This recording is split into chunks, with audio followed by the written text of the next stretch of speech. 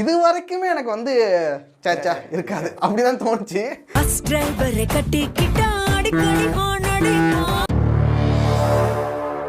ரத்தம், சதை, நாடி, நரம்பு எல்லாத்துலயும் மாயவெறி ஏறினால தான் இப்படி ஒரு கொடூர கவிதை எழுத முடியும் சார்.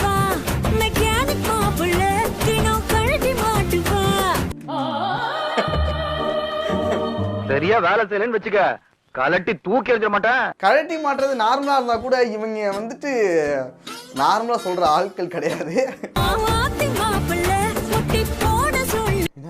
என்னடா இது வாத்தி மாப்பிள்ளையா? நான் இது கவனிக்கவே இல்லையா?